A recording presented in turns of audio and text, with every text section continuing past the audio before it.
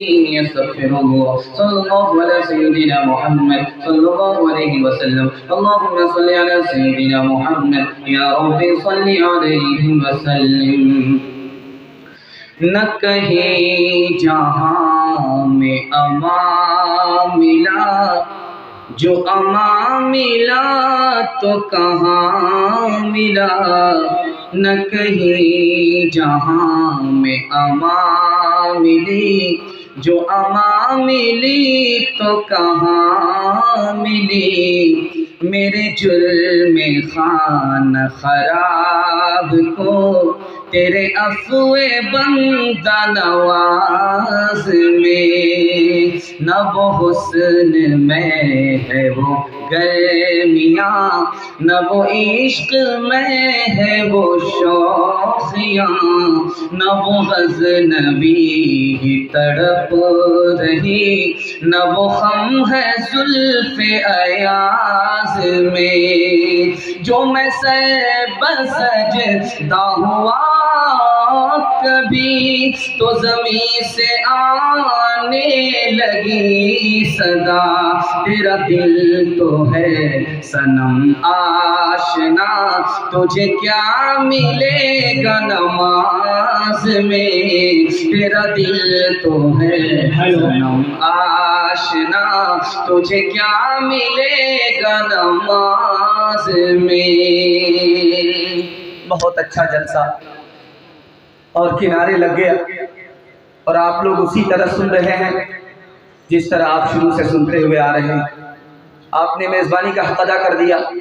दिल से दुआ देता हूँ अल्लाह दोनों जहान की कामयाबी से आपको सरफराज फरमाए। सुनने के लिए मुकम्मल तैयार है? दोनों हाथ उठा दीजिए इंशाअल्लाह। इबादत छोड़ दें वो मंजूर, लेकिन गुलामी नहीं छोड़ेंगे। हाथ उठा दीजिए इंशाअल्लाह। जरा ध्यान रखिएगा, 3 सवालों से मेरा पैगाम शुरू हो रहा है।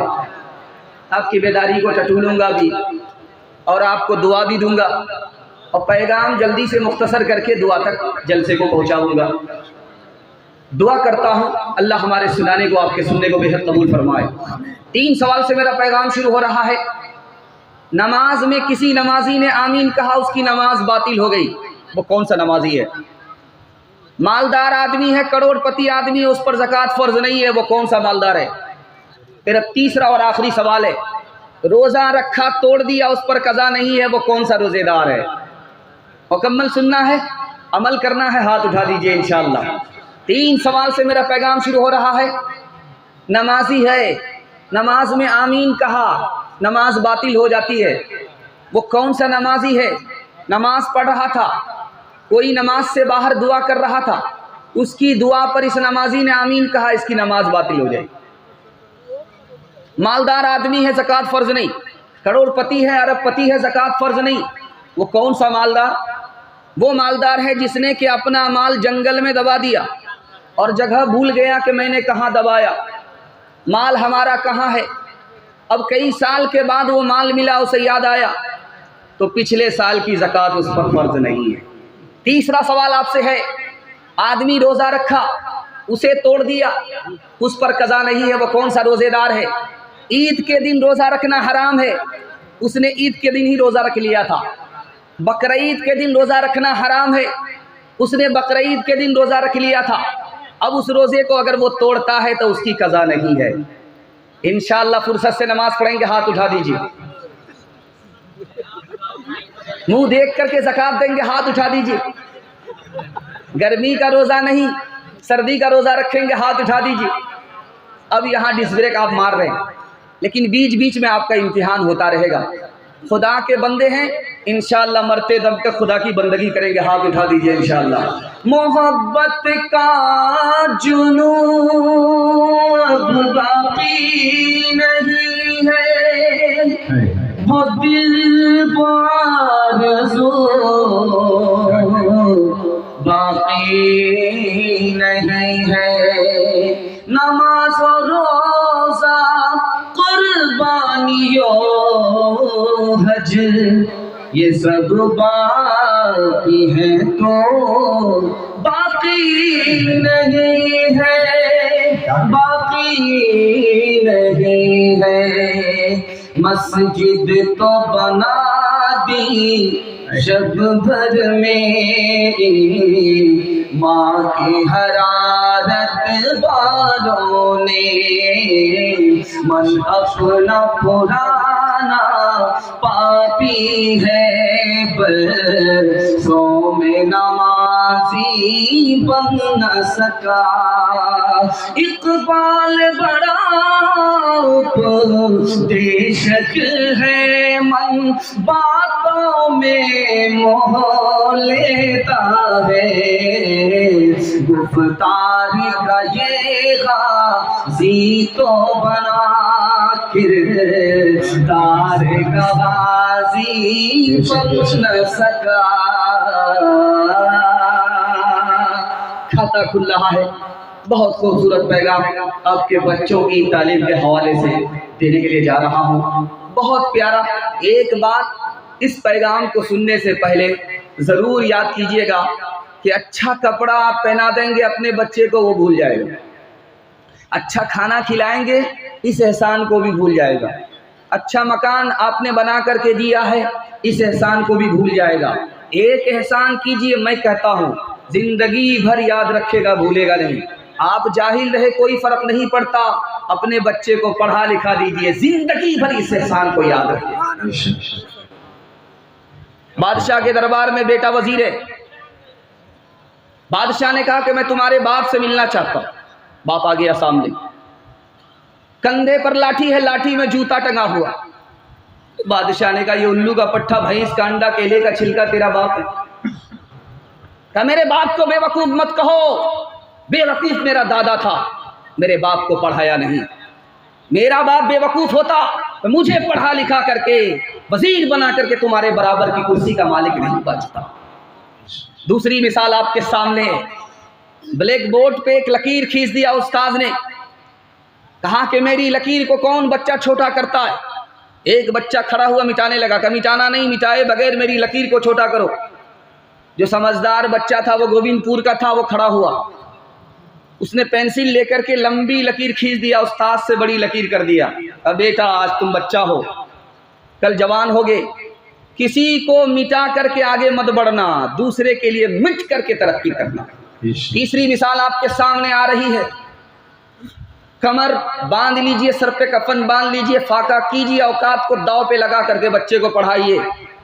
अल्लाह आपके मुस्तकबिल को रोशन करेगा और बच्चे की तालीम से अल्लाह आपको जिंदगी भर तरक्की से माला माल करेगा। तीसरी मिसाल दे रहा हूं।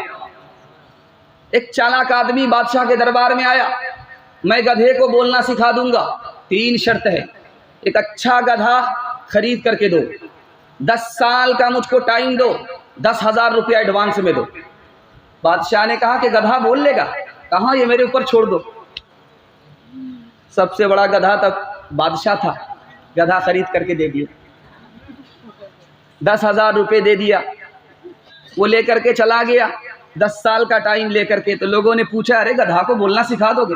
गधा कब बोलेगा, मैंने तो बेवकूफ़ बनाया, 10 साल का टाइम मैंने लिया है, अगर गधा नहीं मरा तो इसको जान से मार देंगे। कह देंगे बिल्कुल बोलने ही वाला था, मर गया। इन्ना लिल्लाहि व इन्ना इलैहि राजिऊन। जल्ले तू जलाल तू, इस बला को टाल तू। आपका बच्चा बहुत बड़ा मालदार है लेकिन इल्म से महरूम है, वो गधा है, मक्का भी चला जाएगा तो हाजी नहीं होगा। आखिरी बात आपके सामने रखने के लिए जा रहा हूं, इसको बहुत ध्यान से सुनिए। बाप जा रहा है सफ़र में, अपनी बीवी को 30,000 अशरफी दे करके जा रहा। जब सफ़र से 20 साल के बाद वापस आया, पूछा वो पैसा क्या हुआ? क्या मस्जिद देख करके आओ, उसके बाद पैसे के बारे में सवाल करना। मस्जिद में देखा कि एक जवान है, बहुत बड़ा आलिम है, लोग उनकी इज्जत करते हैं, उनके दर्स को सुनते हैं, बयान को सुनते हैं। बड़ा रश्क आया, काश कि मेरा बेटा भी ऐसा आलिम होता। घर आए, कहा वो 30,000 रुपये क्या हुए? कहा 30,000 रुपये लेना चाहते हो या वो बेटा लेना चाहते हो? उसी बेटे के पीछे मैंने तुम्हारे 30,000 रुपये बर्बाद किए। मुबारक हो, तुमने पैसे को पैसे की जगह पर पहुंचा दिया। दूसरी मिसाल आपके सामने है। अभी आपने देखा होगा ये गोविंदपुर में नहर भी है, अगर पुल नहीं होता तो नहर को तड़पना होता। सिकंदर शागिर्द है, अरस्तु उस्ताद है। सिकंदर को सिकंदर किसने बनाया? उस्ताद ने बनाया। उस्ताद का नाम अरस्तु है। पुल नहीं है नहर पर, उसको तड़पना है। जो गिर गया वो हलाक हो जाएगा, जो बच गया वो बच जाएगा। तो उस्ताद को फानने से पहले सिकंदर ने कहा, हुजूर पहले मुझको तड़पने दीजिए।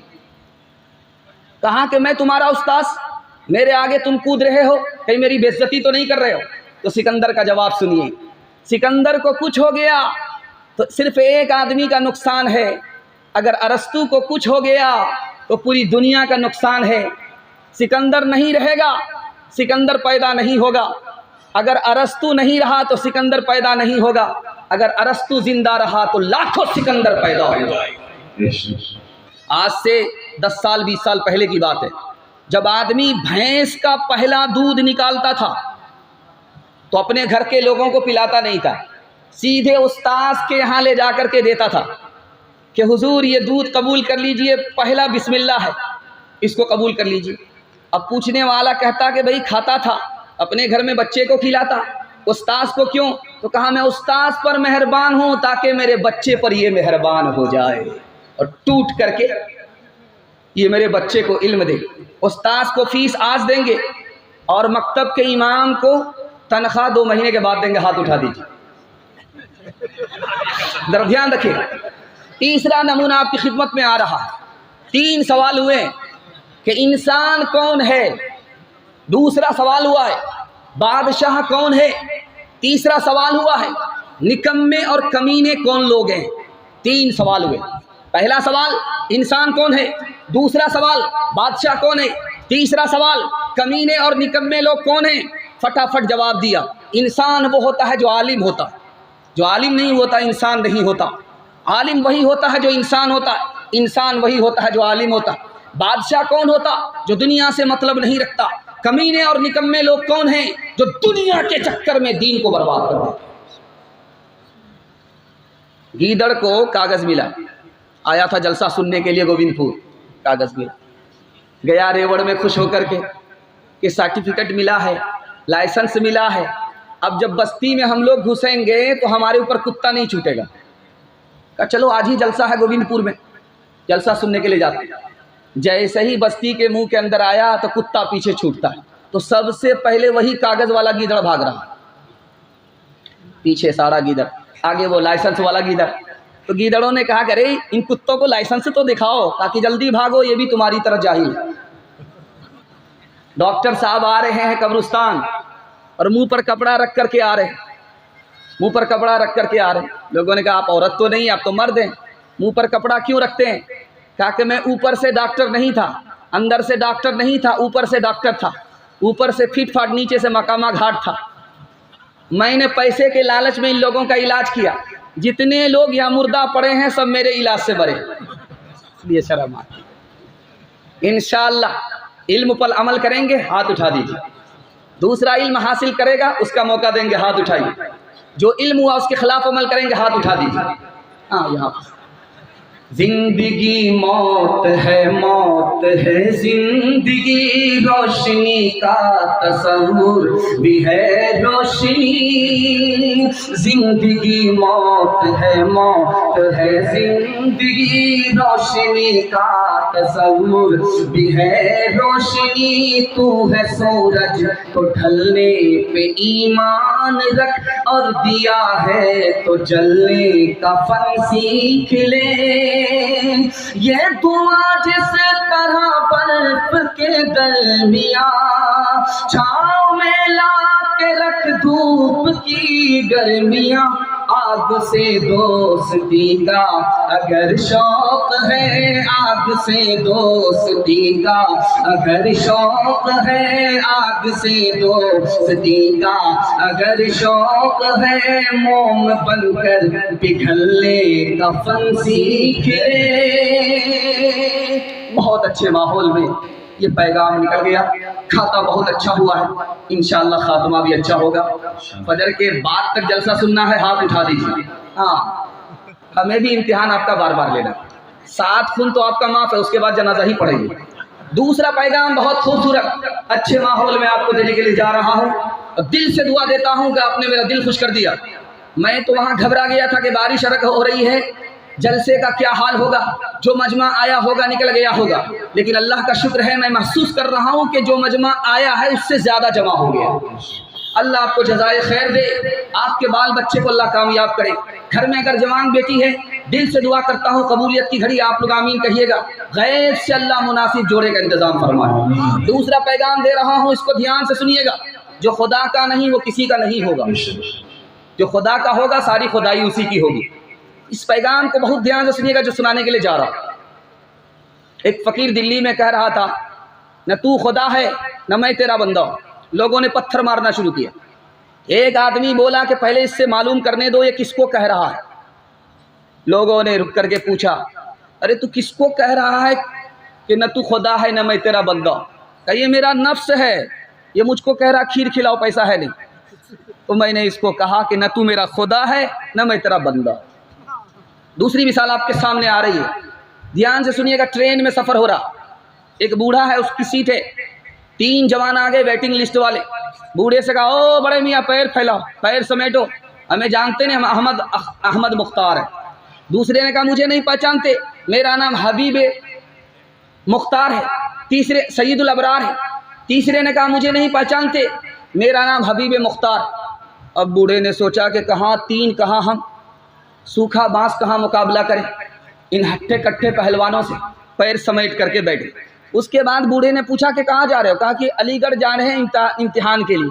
इत्तिफाक से वो बूढ़ा अलीगढ़ का प्रिंसिपल था। उसने कहा कि अच्छा, तुमने तो अपना नाम बताया कि मेरा नाम अबरार है, किसी ने कहा मुख्तार है, किसी ने कहा हबीब मुख्तार है। अरे ये तो पूछो कि मेरा नाम क्या है। कहा हुजूर आप बता दीजिए। लेकिन लड़कों को ताज्जुब हुआ कि पहले तो ये चुपचाप बैठा हुआ था बूढ़ा, हम लोगों के डर से, अब ये सूखे बांस में कहाँ से ये इतनी शान पैदा हो गई, जान पैदा हो गई। कहा कि अपना नाम बता दो। कहा मेरा नाम परवरदिगार है। यूनिवर्सिटी पहुँचो, बाप से भेंट हो जाए। तीसरी मिसाल आपके सामने लेकर के आ रहा हूँ, इसको बहुत ध्यान से सुनिएगा। खानकाह में मुरीद आए, कहा हुजूर वजीफ़ा दो। कहा ये वजीफ़ा लेकर के जाओ कि अल्लाह हर जगह तुम्हें देख रहा है, अल्लाह हर जगह तुम्हें देख रहा है, अल्लाह की निगाह से तुम बच नहीं सकते, वो तुम्हें हर जगह देख रहा है। 1 महीना वजीफ़ा पढ़ करके मुरीद आगे के दूसरा वजीफ़ा दो। वजीफ़ा मुकम्मल हो गया, इम्तिहान लेंगे, जो पास करेगा वजीफ़ा बढ़ाएंगे, जो फ़ेल करेगा उसका वजीफ़ा बढ़ेगा नहीं। एक मुर्गी एक चाकू दे करके कहा ऐसी जगह ज़बह करके लाओ जहाँ कोई ना देखे। सारे लोग मुर्गी ज़बह करके ले आए। एक मुरीद जिंदा मुर्गी लेकर के आया। कहा कि तुम सब के सब फेल हो गए, यही कामयाब हुआ। उससे पूछा कि तुमने ज़बह क्यों नहीं किया? कहा हुजूर आपने शर्त लगा दी थी ऐसी जगह ज़बह करना जहाँ कोई ना देखे। मुझे दुनिया में कोई ऐसी जगह ही नहीं मिली जहाँ खुदा ना देखता। 3 मिसाल है, ज़रा ध्यान से सुनिएगा। एक देहात का आदमी दुआ कर रहा, मेरे परवरदिगार मुझे लाखों में 1 बनाना, लाख मत बनाना, 1000 मत बनाना, 100 मत बनाना।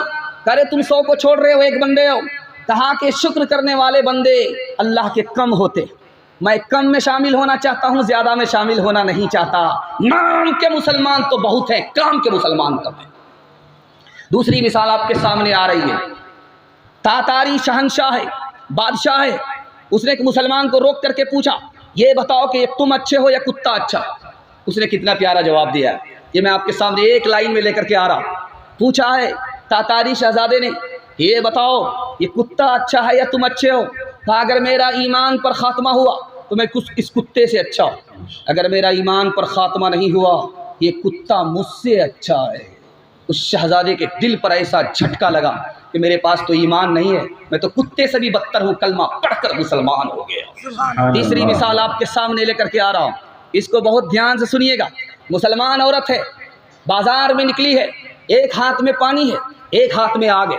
उससे पूछने वाला ईसाई पूछता है कहाँ जा रही हो? हाथ में पानी है। कहाँ जा रही हो? हाथ में आग है। कहा इस आग से मैं जन्नत को जलाना चाहती हूँ। कहा इस पानी से? कहा जहन्नम को बुझाना चाहती हूँ, ताकि दुनिया को ये पैगाम मिले कि अगर जहन्नम से डरना है तो अल्लाह के लिए डरो, अगर जन्नत के लिए अमल करना है तो अल्लाह के लिए करो, मतलब की इबादत मत करो, खुदा की मर्जी और खुदा की खुशी के लिए इबादत करो। ध्यान से सुनिएगा, सुनाने के लिए जा रहा हूँ। इसी हिंदुस्तान की तारीख में एक बादशाह गुजरा, उसका नाम था अकबर। अकबर बादशाह। अकबर बादशाह लोगों को देता था, दान खैरात करता था, लेकिन खुद नमाज पढ़ने के लिए खड़ा होता था, नमाज के बाद उसी खुदा से मांगता था। तो जिसको दान खैरात किया वो देहात का आदमी। उसने कहा ये बादशाह कैसा है, ये किससे मांगता है, ये तो खुद दूसरे को देता है, इससे मांगने वाले मांगते ही, किससे मांगता है। कहा कि मैं तो बादशाह हूँ, बादशाहों का बादशाह आसमान में बैठा है, मैं उससे मांग रहा हूँ। इसको गैरत आई, जब तुम बादशाह हो करके उससे मांगते हो तो आज के बाद कसम खाता हूँ कि दुनिया से नहीं मांगूंगा, दुनिया के बनाने वाले उसी खुदा से मांगूंगा। सब कुछ इंशाअल्लाह सास ससुर से मांगेंगे, खुदा से नहीं। हाथ उठा दीजिए, जरा फोटो ले लीजिए इन लोगों का। मैं अंधेरों से बचाला या था अपने आप को, मेरा दुख ये है कि मेरे पीछे उजाले पड़ गए, ताक में बैठा हुआ बूढ़ा कबूतर रो दिया, ताक में बैठा हुआ बूढ़ा कबूतर रो दिया, जिसमें डेरा था उसी मस्जिद में ताले पड़ गए। कोई वारिस होता है और आकर देख ले, जिल सुबहानी की ऊंची छत में जाले पड़ गए। मुसलमानों संभल जाओ, मुसीबत आने वाली है, तेरी बर्बादियों के मशवरे हैं आसमानों में, न समझोगे तो मिट जाओगे ऐ दोस्ता वालों, तुम्हारी दास्तां तक भी न होगी दास्तानों में, तुम्हारी दास्तां तक भी न होगी दास्तानों में। दूसरा पैगाम निकल गया। आप लोग मोहब्बत से सुन रहे हैं, मैं आपको मोहब्बत में सुना रहा हूँ। अल्लाह इस मोहब्बत को सलामत रखे। तीसरा पैगाम देने के लिए जा रहा हूँ औरतों के हवाले से। आप लोग सुनने के लिए तैयार हैं? दोनों हाथ उठा दीजिए इंशाअल्लाह। माँ बाप को खर्चा बीवी से पूछ करके देंगे, हाथ उठाइए इंशाअल्लाह। जरा ध्यान रखिएगा, आपका इम्तिहान आखिर तक जारी रहेगा, हम आपका पीछा छोड़ने वाले नहीं। जरा ध्यान से सुनिएगा, तीसरा पैगाम देने के लिए जा रहा हूँ, औरतों के हवाले से देने के लिए जा रहा हूँ, इसको बहुत ध्यान से सुनिएगा। 1522 में बाबर बादशाह की इस हिंदुस्तान में हुकूमत हुई है और उसके ख़ानदान में 1857 तक हुकूमत रही। 1522 में अपने ख़ानदान में हुकूमत लेकर के आया बाबर बादशाह, 1857 तक उसके ख़ानदान में हुकूमत रही। कैसे आया वो? मुसाफिर खाने में आया, एक बुढ़िया खाना पकाती थी, कहा कि खिचड़ी बना दो। खिचड़ी बना करके बुढ़िया ने रख दिया, तो खाने लगा तो बीच से लुकमा उठाया। तो उस बुढ़िया ने कहा तू बाबर मालूम होता? कहा कि अम्मा तुम्हें कैसे पता चला? कहा कि बाबर बीच से हमला करेगा, तूने बीच से लुकमा उठाया। मुसलमान दाएं बाएं से लुकमा उठाता है, बीच में बरकत होती है, तूने बीच से लुकमा उठाया, इससे मुझे डाउट हुआ कि तू बाबर है। तो बाबर को अंदाज़ा हो गया कि ये बुढ़िया बहुत ज़हीन है, नाम पता लेकर के चला गया। जब बाबर ने पहला हमला किया नाकाम हुआ, दूसरा हमला किया कामयाब हो गया। इब्राहिम लोदी के ख़ानदान से हुकूमत निकाली, अपने ख़ानदान में लेकर के आ गया। अब उसने पता किया कि पता करो वो बुढ़िया ज़िंदा है कि नहीं। जब वो बुढ़िया को लेकर के सामने आए लोग, तो बुढ़िया से बाबर ने कहा हमें पहचाना? कहाँ पहचान लिया? वही खिचड़ी वाला मालूम हो रहा है। अल्लाह सम। तो अंदाज़ा किया कि जब माँ का ये हाल है तो इसके बेटे का क्या हाल होगा। उस बुढ़िया से पूछा कि तुम्हारा कोई बेटा उठा है? कहा कि हाँ एक बेटा है, सिंगल। कहा कि मैं उसको सिपह सालार बनाना चाहता हूँ। कहा कि नहीं मेरा बेटा सिपह सालार नहीं बनेगा। कहा मैं उसको अपना वजीर बनाना चाहता हूँ। कहा मेरा बेटा वजीर नहीं बनेगा। कहा मैं उसको अमीर मुंशी बनाना चाहता हूँ। कहा नहीं बेटा मेरा बेटा अमीर मुंशी नहीं बने। इतनी बड़ी बड़ी कुर्सी को माँ ने ठुकरा दिया बेटे के लिए। अब बादशाह को हैरत हुई, उसने कहा मांगो क्या मांगती हो? कहा कि मेरी कौम खाना बनाती है, हम लोग बावर्ची हैं, बावर्ची कौम का मेरे बेटे को सरदार बना दो। तो बादशाह ने बना तो दिया, लेकिन हैरत से सवाल किया मैंने इतने बड़े बड़े ओहदे दिए तुम्हारे बेटे को, तुमने इसको छोड़ दिया, पंचायत का मुखिया बना दिया अपने बेटा को। वज़ीर बनता तो बड़ा आदमी बनता, तो उस माँ का जवाब सुनिए, मेरी कौम छोटी है, मैं बावर्ची कौम हूँ, अगर मेरा बेटा बड़ी कुर्सी पर बैठता तो लोग कहते कि वही चाय वाले का बेटा है, बनिया की औलाद है, वजीर आजम बन गया, मेरे बेटे को कुर्सी मिलने के बाद भी इज्जत नहीं मिलती। जब मेरा बेटा बावर्ची कौम में सरदार बन करके आएगा, लोग सलामी मारेंगे तो मेरे बेटे को इज्जत मिलेगी। असल इज्जत तो अपनी कौम में मिला करती है। दूसरी मिसाल आपके सामने लेकर के आ रहा हूँ। हजरत उमर का दरबार है, एक औरत आई, कहा मेरा शौहर रात भर नमाज पढ़ता है, दिन भर रोजा रखता है। हजरत उमर ने कहा कि बहुत अच्छा शौहर है तुम्हारा। वो औरत खामोश हो गई। बगल में जो सहाबी थे उसने कहा कि हुजूर ये अपने शौहर की तारीफ नहीं कर रही है, शिकायत कर रही है। क्या मतलब हुआ? कहा कि इसका शौहर रात भर नमाज पढ़ता है, दिन भर इबादत करता है, अपनी बीवी का हक अदा नहीं करता। ये औरत तारीफ नहीं कर रही है, शिकायत कर रही है। ज़माने को दिखा रहा हूँ, आईना दिखा रहा हूँ कि उस ज़माने की औरत कितनी तालीम याफ्ता हुआ करती थी, कैसी अक्लमंद हुआ करती थी। तीसरी मिसाल आपके सामने, यहया नाम के इमाम हैं, नहव के इमाम हैं, खूबसूरत नहीं है, बीवी बहुत खूबसूरत है। तो एक बार कहा कि तू भी जन्नती मैं भी जन्नती। तो बीवी ने कहा कि वो कैसे? तो कहा इसलिए कि मैं बदसूरत हूँ, तू मुझे देख करके सब्र करती है, सब्र करने वाले के लिए जन्नत है। और तू खूबसूरत है, मैं बदसूरत हूँ, मैं तुम्हें देख करके अल्लाह का शुक्र अदा करता हूँ, शुक्र करने वाले के लिए जन्नत है। सब्र करने वाले बीवी को अल्लाह जन्नत देता है, शुक्र करने वाले शौहर को अल्लाह जन्नत दिया करता है। तीसरी मिसाल आपके सामने आ रही है, ध्यान से सुनिएगा। आपने सुना है कि यूसुफ अलैहिस्सलाम के हुस्न को देख करके औरतों ने हाथ काट लिया था। आपने सुना है, दिखाने के लिए जा रहा हूँ। औरतों ने हाथ काटा। मौलाना अबुल कलाम आज़ाद रहमतुल्लाह अलैह अपनी तफसीर में लिखते हैं, क्या लिखते हैं इसको सुना रहा हूँ, जरा ध्यान से सुनिए। औरतें जब दीनदार नहीं होती तो बहुत मक्कार होती है। कितनी मक्कार होती है ये दिखाने के लिए जा रहा हूँ। जब दीनदार नहीं होती तो बहुत ख़तरनाक होती है, मक्कार होती है। जरा दिखाने के लिए जा रहा हूँ, ध्यान से सुनिएगा। औरतों का हाथ कटा है, मिस्र की औरतों का हाथ कटा है। यूसुफ के हुस्न को देख करके उन्होंने हाथ काटा। क्यों काटा? ताकि मरहम पट्टी बांधने के लिए यूसुफ मेरे पास आएंगे। जब यूसुफ करीब से आएंगे तो करीब से देखने का मौका मिलेगा। जब औरत दीनदार नहीं होती तो एक नंबर की मक्कार होती है। दूसरी मिसाल आपके सामने रखने के लिए जा रहा हूँ। आपने सुना है कि सालेह अलैहिस्सलाम को अल्लाह ने ऊँटनी अता किया था, उस पर हमला हुआ। हमला किसने किया? किदार नाम का आदमी था। उसने हमला क्यों किया? एक लड़की से उसको इश्क हो गया था। उस लड़की का नाम अनीज़ा था। उसने कहा मैं तुमसे इस शर्त पर निकाह करूंगी, तुम सालेह अलैहिस्सलाम की ऊँटनी को कत्ल करोगे। इश्क और मोहब्बत कितनी ख़तरनाक चीज़ है। उस लड़की की फरमाइश को इस लड़के ने रखा। जैसे ही उस ऊँटनी पर हमला किया, पूरी कौम तबाह हो। तीसरी मिसाल आपके सामने रखने के लिए जा रहा हूँ। लड़का लड़की पर आशिक हो गया। लड़की दीनदार थी, समझ गई कि इस लड़के की नीयत ठीक नहीं है, ये शादी से पहले मुझको जिना कराने के लिए कह रहा। उस लड़की ने कहा एक शर्त है, 40 रोज़ हज़रत उमर के पीछे तकबीर उला के साथ नमाज पढ़ो, फिर तुम जो कहोगे वो मैं करने के लिए तैयार हूँ। अब ये मजनू लैला का आशिक हज़रत उमर के पीछे तकबीर उला के साथ नमाज पढ़ रहा है। चिल्ला पूरा करने से पहले ही पहले जो लैला का आशिक था वो मौला का आशिक बन गया। उस औरत ने पूछा कि बात क्या है?